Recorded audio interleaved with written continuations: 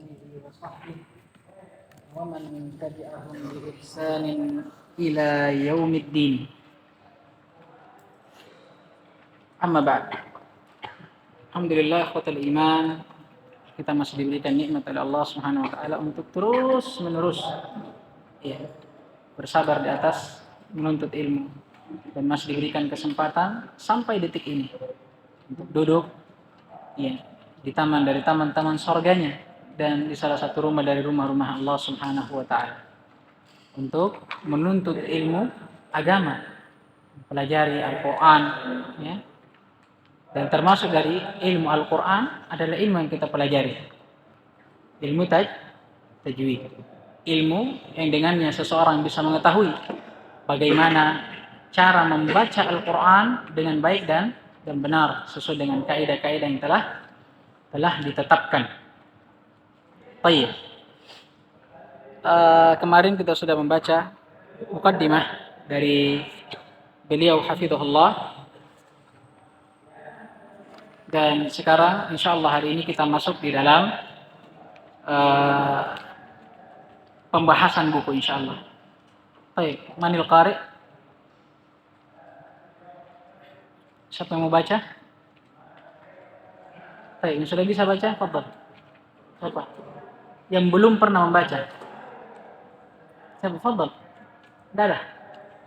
Kita tunjuk di mana? Mana tadi? Ya. Baik.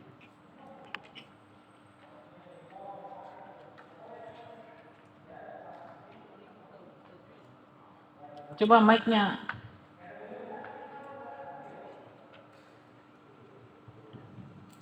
Baca dari judulnya, muqaddimat. Baik. Kasih besar suara tak?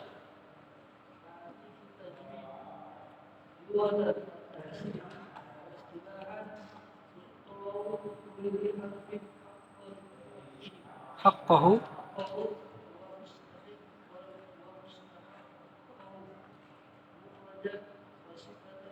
makhrajan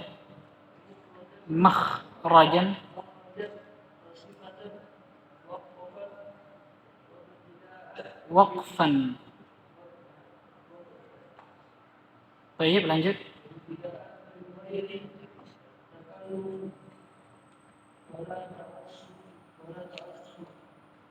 Baik. Tabaqan talaqqahu.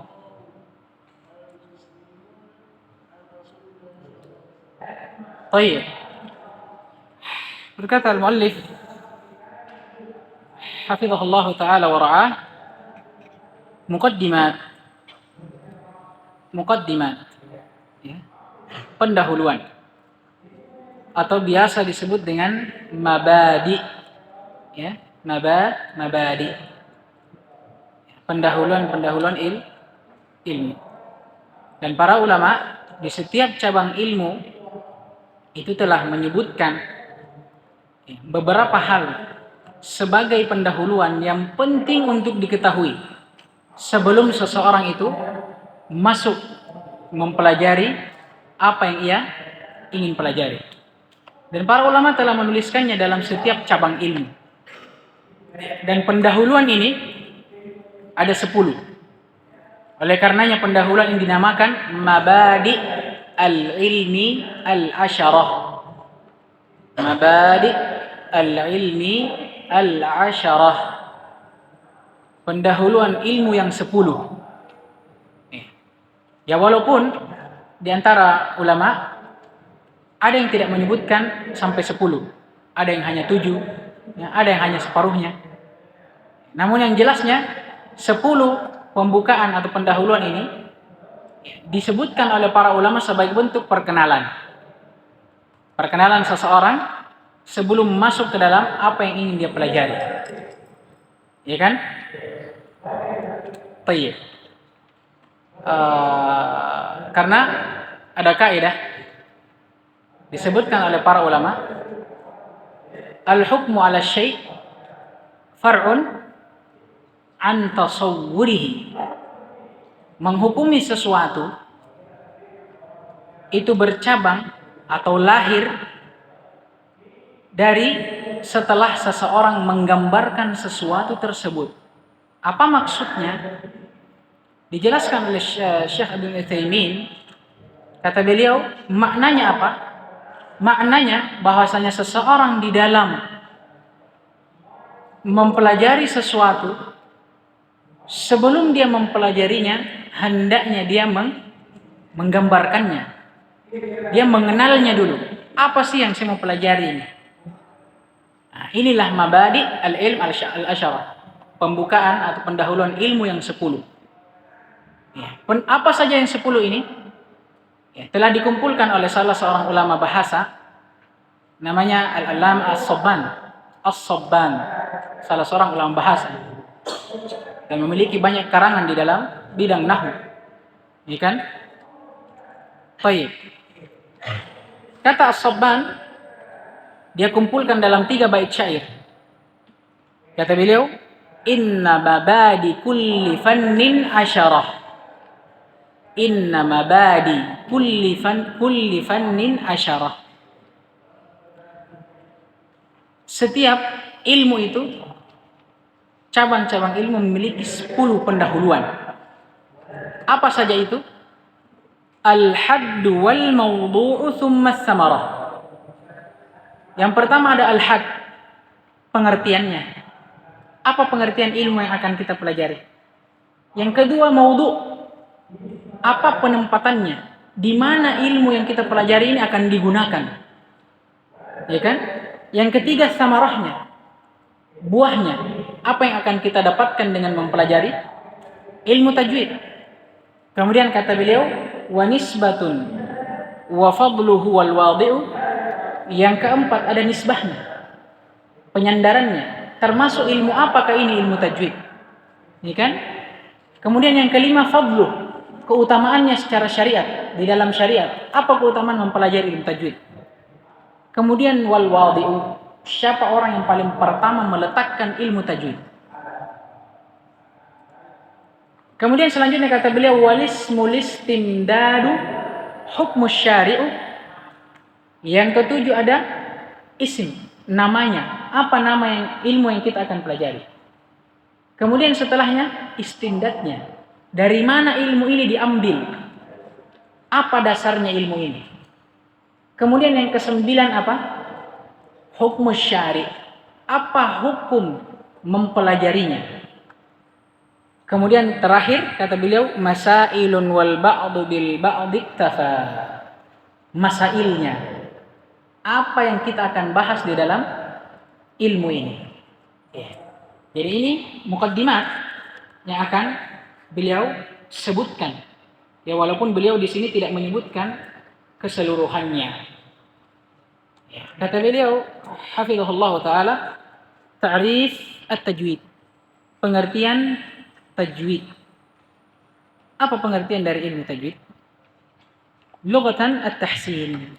Secara bahasa, at-tajwid bermakna at-tahsin. Dari kata hassana yuhassinu tahsina. Dari sini. Jadi kata tajwid dari jawwada yujawwidu tajwidan, apa maknanya? Ai tahsin. Dari kata hassana yuhassinu tahsina. Memperbaiki, memperindah, membenarkan. Nah, ini katanya, ini makna apa?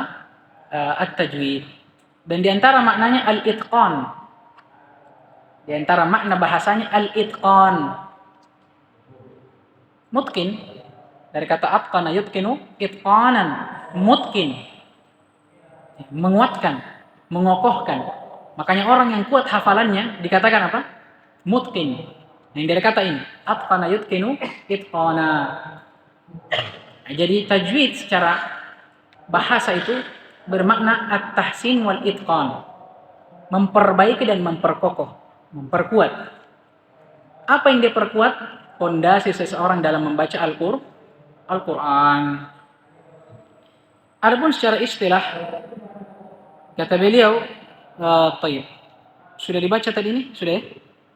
Secara istilah, kata beliau hafizahullah, i'ta'u kulli harfin haqqahu wa mustahaqqah. Memberikan kepada setiap huruf itu haknya dan mustahaknya. Disebutkan oleh muallif di catatan kakinya. Apa yang dimaksud dengan hak dan mustahak? Al-haq, kata beliau, as-sifat al-lazimah. Sifat yang lazim, terus menerus melekat pada suatu huruf. Makanya beliau katakan, allati la tanfakku anhu bi ayyi halin minal ahwal. Yang tidak terlepas darinya, ya, pada keadaan apapun. Seperti apa? Al-isti'la wal itbaq. Seperti dua sifat yang disebutkan dan akan datang, al-isti'la dan al-itbaq. Al-isti'la itu maknanya apa? Naiknya apa? Terangkatnya lisan di dalam penyebutan huruf. Dan sifat isti'la ini, itu hurufnya ada berapa? 7. Ya? Baik, Masya Allah. Khussa, dot, tin, qil. Khussa, al-kha. Kemudian sad. Kemudian dot, tin. Dot, o, dot, ghain. Kemudian to. Kemudian qil. Apa ini qil? Qaf dan wa. 7 huruf ini, apapun kejadiannya, bagaimanapun bentuknya, sama siapapun dia bersambung, tetap sifat ini ada padanya. Mau dalam keadaan dia ikhfa atau dalam keadaan apapun, tetap sifat ini melekat pada 7 huruf ini. Begitu pula al-itbaq. Al-itbaq itu maknanya apa? Menyentuhnya lisan ke langit-langit di dalam pengucapan huruf. Berapa hurufnya? 4. Siapa yang bisa sebutkan? Fadhal antum. Baik. Sad, Dad, Qa sama Dha. Keempat huruf ini, bagaimanapun keadaannya, sama siapapun dia bersambung, tetap sifat itbaq melekat pada dirinya. Tetap pada saat antum ucapkan dia, pasti lisan antum menyentuh langit. Mafhum ini? Ini hak huruf yang wajib untuk kita berikan. Kemudian yang kedua, apa itu mustahak? Kalau mustahak kata beliau, as-sifat al-aridah. Dia sifat yang muncul. Dia tidak melekat pada huruf dari asalnya, tidak. Tapi dia muncul karena keadaan tertentu. Makanya kata beliau, allati ta'ridu lil harfi fi ahwalin duna ukhra. Yang dia muncul di keadaan tertentu pada suatu huruf dan tidak di keadaan yang lainnya. Contohnya apa? At-tafkhim wal idgham. At-tafkhim wal idgham. Contohnya tafkhim, bacaan yang tebal. Ini terjadi pada berapa huruf? Salah satunya ra. Ya kan? Begitu pula lam pada lafzul jalalah. Ra misalnya. Kata para ulama tajwid, ra ini dua bacaannya. Dibaca ra tebal dengan dibaca tipis. Jadi kapan dia dibaca tebal? Ada keadaan tertentu. Kalau dia di fathah atau dia di dhamma. Tapi kalau dia di kasrah, dia dibaca tipis. Nah, sekarang sifat tebal dan tipis pada ra ini, apakah dia melekat pada huruf ra? Tidak. Tapi dia berubah sesuai dengan keadaan tertentu. Ini mustahak. Jadi ilmu tajwid secara istilah Bagaimana kita bisa memberikan huruf itu hak dan mustahaknya, memenuhi sifat yang lazimnya dan sifat yang aridnya. Mafhum? Dan ini dipelajari nanti, akan datang. Inilah yang akan dipelajari, hukum-hukum bacaan dan juga sifat-sifat huruf. Baik. Kemudian kata beliau, wastilahan i'ta'u kulli harfin haqqahu mustahaqqan, makhrajan wa sifatan, waqfan wa ibtida'an, min ghairi takallufin wala ta'assufin. Tajwid secara istilah itu memberikan setiap huruf itu hak dan mustahaknya. Telah berlalu ya pembahasannya. Kita sudah tafsirkan tadi. Baik membahas tentang makhrajnya atau sifatnya. Begitu pula hukumnya tatkala dia waqaf dan tatkala dia berada di permulaan ayat. Tapi dengan syarat, min ghairi takallufin wala ta'assuf.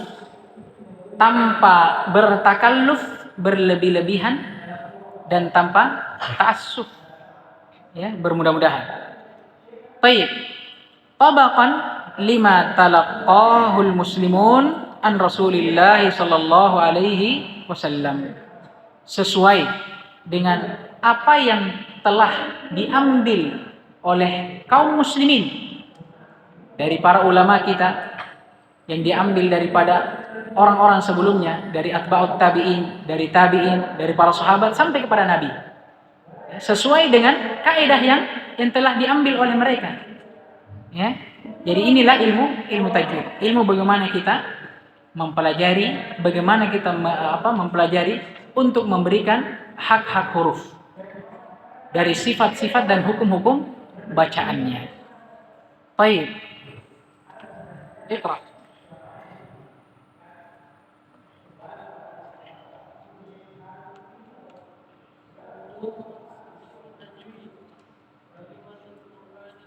Baik, yakfi. Kemudian yang kedua, setelah beliau membawa ta'rif atau pengertiannya, beliau menjelaskan tentang maudhu'nya, tempatnya, di mana ilmu ini digunakan. Kata beliau, maudhu'u ilmi tajwid kalimatul Qur'anil Karim. Tempat digunakannya ilmu tajwid ini adalah kata-kata yang terdapat di dalam Al-Quran Al-Karim. Baik. Dan perlu diketahui, tidak termasuk di dalamnya apa? Kalimat hadis. Tidak termasuk di dalamnya kalimat hadis. Baik. Jadi seseorang yang membaca hadis keliru kalau dia membaca hadis dengan tajwid. Tapi ingat, tajwid yang diinginkan di sini kaidah-kaidah bacaannya. Adapun makharijul huruf, ya kan? Dan juga panjang pendeknya tetap harus dibenarkan karena itu mempengaruhi makna. Tapi kalau misalnya idghamnya, ikhfa'nya, ya kan? Ini tidak perlu dengan menggunakan tajwid. Karena tempat diamalkannya ilmu tajwid apa? Kalimat Al-Qur'an. Baik, iqra.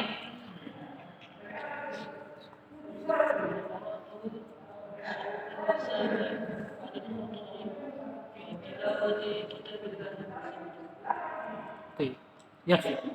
Kemudian beliau membahas setelahnya samaratuh. Apa buahnya? Manfaat yang kita dapatkan dari mempelajari ilmu tajwid. Apa tujuannya? Kata beliau, saunul lisani anil khata'i fi tilawati kitabillahi azza wa jalla. Saunul lisan, menjaga lisan. Dari apa? Dari khata', kesalahan di dalam membaca kitabullah azza wa jalla. Iqra.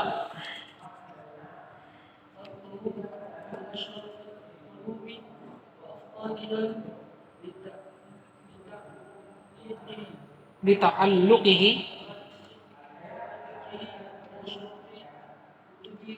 bi asyrafil kutubi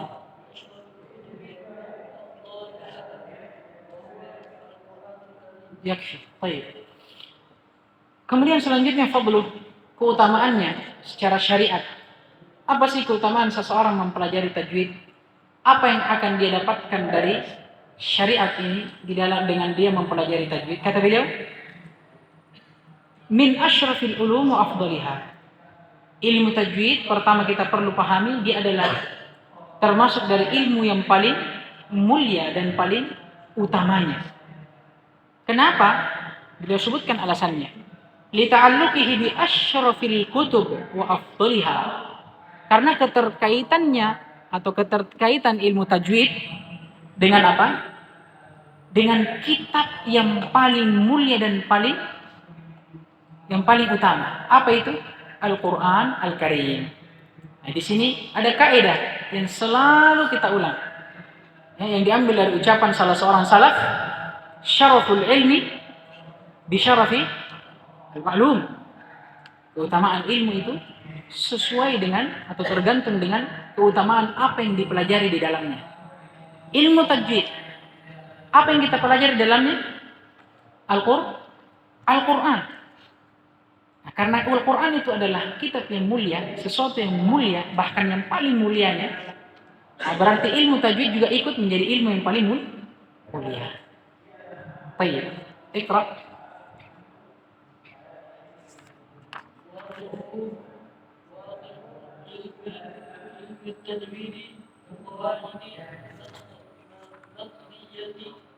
Nadariyah.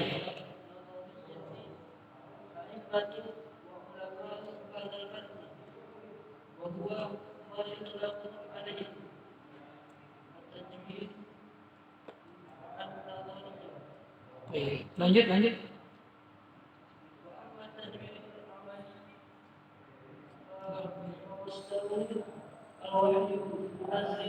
Al-munazzalu. Baik. Ya. Nah, sekarang setelah kita mengetahui keutamaannya, buahnya, ta'rifnya, siapa sebenarnya peletak, orang yang pertama kali meletakkan ilmu tajwid? Iya. Kata beliau hafizahullah, wadi'u peletak ilmu tajwid, wadi'u ilmi tajwidi kaqawaidi nadariyatin a'immatul wa ulama hadzal fanni wa huwa ma yutlaqu alaihi at-tajwid an-nadari. Beliau membagi tajwid itu. Sebelum kita mengetahui siapa yang meletakkannya, kita perlu tahu tajwid ini terbagi menjadi dua. Ada tajwid nadari dan tajwid amali. Tajwid nadari, tajwid secara teori yang sekarang kita pelajari. Ya, apa itu idgham, apa itu ikhfa, ya kan? Bagaimana, kapan dia terjadi, bagaimana bentuknya, teorinya. Ini tajwid nadari. Dari sisi ini, dari sisi tajwid nadari, orang yang paling pertama meletakkan kaidah-kaidah, ya, membukukan, menuliskan kaidah-kaidah tajwid, siapa mereka? Ya, para imam dan ulama tajwid. Nah ini. Tapi jenis yang kedua ada tajwid amali. Ilmu tajwid tapi secara penerapannya, bukan kaidahnya. Penerapannya. Bagaimana seseorang itu mengambil bacaan dari langsung dengan bertalaki. Jadi kalau orang yang belajar tajwid nadari, dia bisa membaca Al-Quran dengan baik dan benar, sekaligus dia tahu apa hukumnya. Oh, kalau bacanya seperti ini, begini cara bacanya, dan namanya ini ikhfa. Kapan dinamakan ikhfa? Ketika ketemu ini dengan ini. Nun sukun dengan huruf-huruf ikhfa. Dia tahu juga, dia baca idgham. Oh, ini bacaannya seperti ini. Dan idgham itu bentuknya seperti ini. Dia tahu cara bacanya dan dia tahu kaidahnya. Ini tajwid nadari. Untuk ilmu tajwid yang seperti ini, peletak pertamanya adalah para ulama tajwid. Dia yang pertama menuliskan kaidah-kaidahnya melalui apa? Penelitian. Adapun tajwid amali, penerapannya,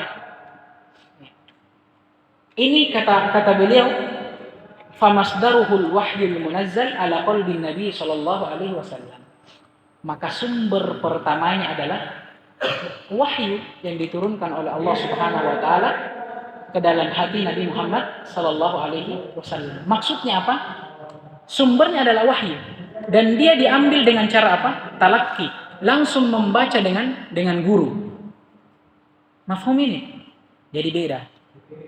Tidak semua orang yang benar bacaannya tahu kaidahnya. Iya kan? Tapi orang yang tahu kaidahnya sudah bisa membaca dengan benar. Karena beda orang yang mempelajari apa? Tajwid nadhari, teori dengan tajwid amali. Iya. Jadi ini dipahami ya. Kalau tajwid nadhari, teorinya, orang yang pertama membukukannya siapa? Para ulama tajwid. Sumbernya adalah mereka, para ulama tajwid.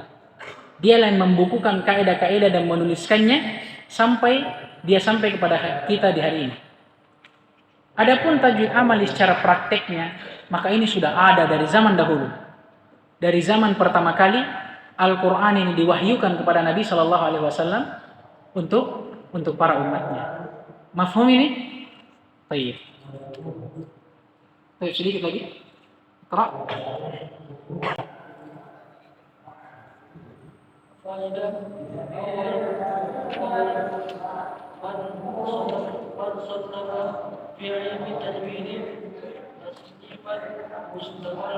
Mustaqilan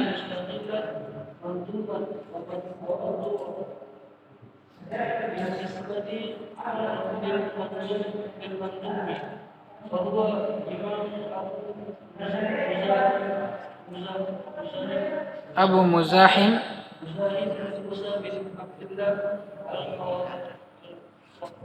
Al-Khaqani. Baik, lanjut.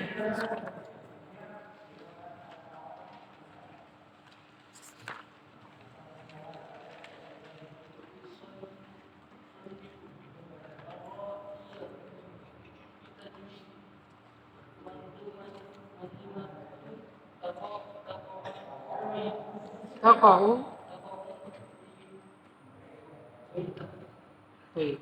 fi 51 baitan.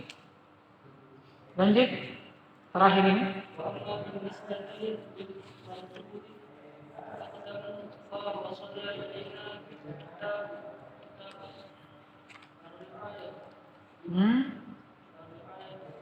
Kitab apa di sini? Apa irobnya kitab di sini? Hah? Oh iya. Fa'il? Ada jawaban lain?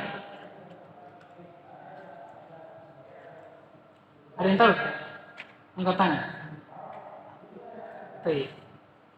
Ini namanya apa? Mubtada muakhar. Mubtada muakhar. Mubtada yang diakhirkan. Kenapa? Aqdam di sini bukan fi'il. Kenapa? Karena dia di dhammah. Kalau dia fi'il, jadi fathah. Karena ini bentuk fi'il madhi rubah 4 huruf di awal dengan hamzah. Af'al. Kalau dia fi'il. Tapi karena dia di dhammah akhirnya dan tidak ada isim atau fi'il madhi yang di dhammah akhirnya. Ya kan? Maka berarti dia isim. Apa kedudukannya? Khabar muqaddam. Ini salah satu cirinya. Kalau dia berbentuk isim tafdhil. Bukan?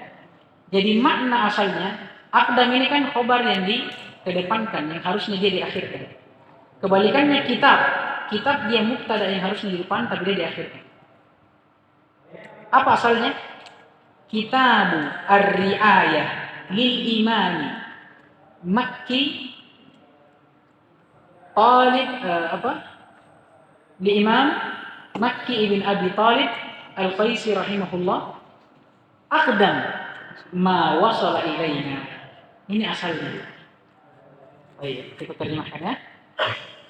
Baik, beliau membawakan faedah yang berhubungan tentang pembahasan sebelumnya. Sebelumnya kita bahas apa? Siapa peletak pertama atau sumber dari ilmu tajwid. Berkaitan dengan itu, siapa ulama atau apa karangan yang paling pertama yang dikarang di dalam ilmu tajwid? Ya kan? Beliau di sini merinci. Karena di sana ada karangan yang berbentuk mandhumah. Apa itu mandhumah? Berbentuk nadham, bait-bait syair. Dan ada yang berbentuk manthurah, nasr, kalam kalam biasa, ya, atau prosa. Itu bahasa ininya mungkin ya. Baik. Adapun kalau karangan untuk berbentuk yang berbentuk mandumah, berbentuk bait-bait syair, kata beliau orang yang paling pertama mengarang mandumah di dalam ilmu tajwid adalah Imam Abu Muzahim Musa ibn Abdullah Al-Khaqani. Al-Khaqani. Yang beliau meninggal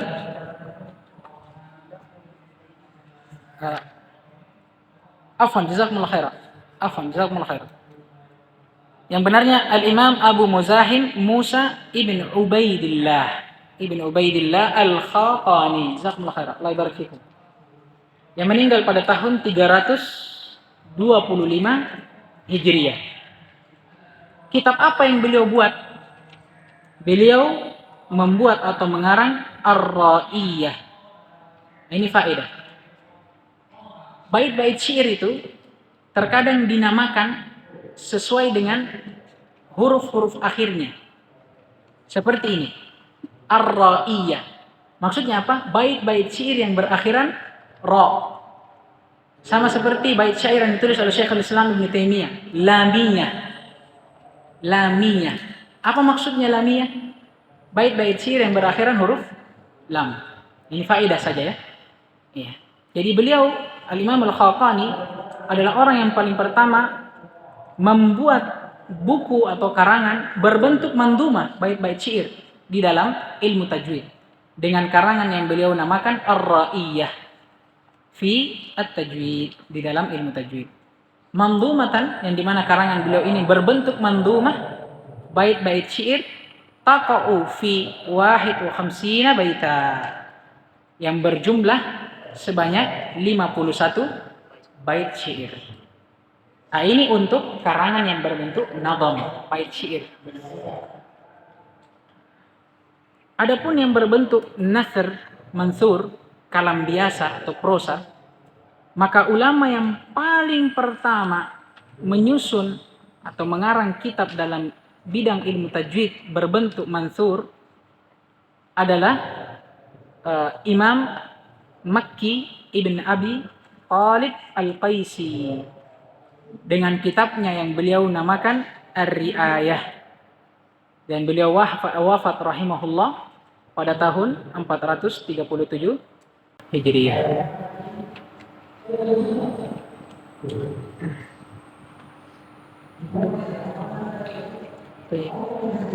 Sampai di sini. Insyaallah naktafi bihadzal qadar. Subhanakallahumma wa bihamdika asyhadu an la ilaha illa anta astaghfiruka wa atubu ilaik.